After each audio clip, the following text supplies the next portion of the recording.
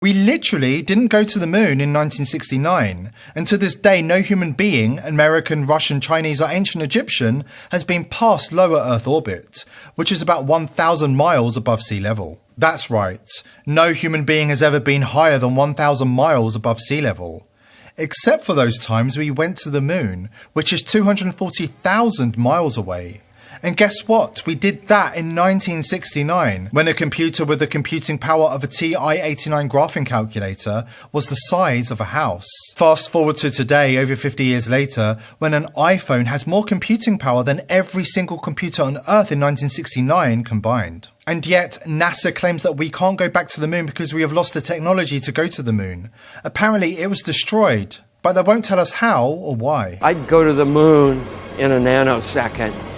The problem is we don't have the technology to do that anymore. We used to, but we destroyed that technology, and it's a painful process to build it back again. But going to Mars should be one of the next series of steps that humans do. The first step should be going back to the moon for a number of technical reasons and exploration reasons, and then after that, Mars, maybe high orbit in Venus atmosphere, maybe going to Europa. There's all kinds of targets to go to, places of interest in our solar system.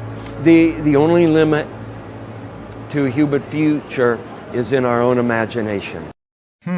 Seems legit, but it gets even worse. Tired of people asking to analyse the original moon landing tapes, NASA had to admit that they lost them. Then the story changed, and they claimed that they had to tape over the original moon landing tapes because of budget cuts.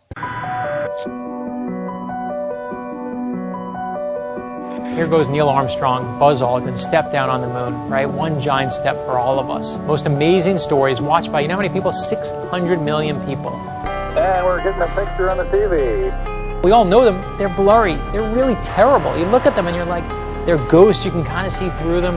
And it's why there's controversy about the moon landing in the first place, because people are like, they faked it. Look at it. It's like bad special effects. Thing is, the camera on the lunar module was designed for scientific purposes, not broadcast television. It sent this crystal clear signal to 2 remote tracking stations in Australia, which fed it through to a small monitor in Sydney, the one in that Polaroid. But to broadcast that signal from Sydney to the rest of the world, it first had to be converted. Here's the great part, is that there's crystal clear, perfect footage of those tapes. As the grainy signal reached American households and televisions around the world, magnetic tape was capturing that same clear view that the technicians at the tracking stations were seeing on their specially modified screens. Ready to cry a little bit? You know what they think happened to the original moon tapes? Is they might have been taped over.